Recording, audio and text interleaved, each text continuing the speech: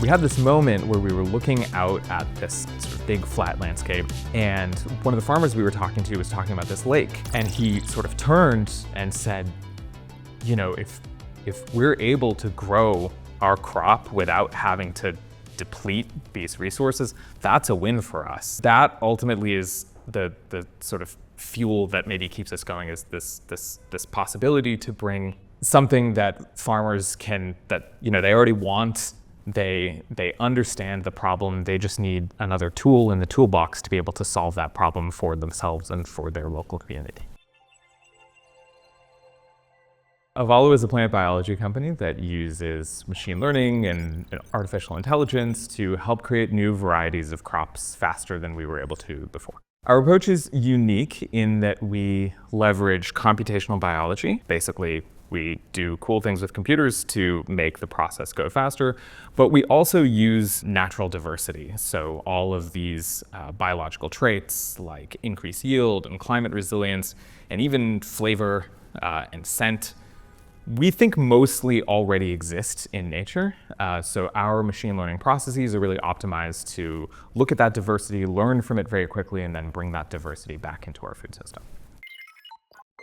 You know, I think I would say that I think of design from a scientist's perspective and not necessarily from a designer's perspective. But I would say that we have spent a lot of time trying to understand design as it sort of already exists in ecology and in nature, and try to replicate those designs as faithfully as we can in a commercial or a scientific or a production setting.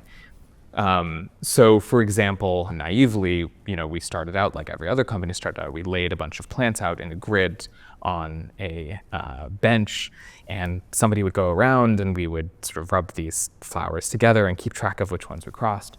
And at some point we realized, what if we just bring in bees and let bees move the pollen back and forth? It turns out doing that process, you know, replicating what was happening in nature, saved us money. I think we saved about $500,000 a year in labor costs. It was more efficient for us in creating the diversity that we wanted to see and that we wanted to select from. And it was a lot more fun to watch.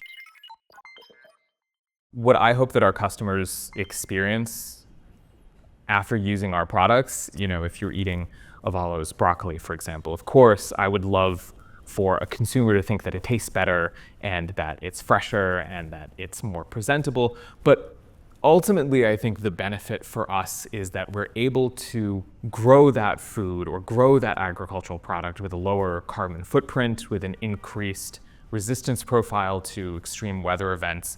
And so in some ways, I hope that that experience for the consumer is exactly the same as what they had before. Maybe they don't even notice that they're eating something that is climate resilient and that is more sustainable. And that, I think, is what we think is the key to expanding the scope of our impact.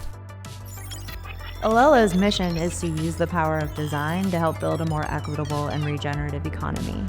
And something that I find super compelling about what these founders are doing is they are building that future economy. There is so much innovation here that R&D is no longer really the bottleneck. It's the demand side, making it so that this is the inevitable next step, because this is how the world of tomorrow is going to run. Yes, it is.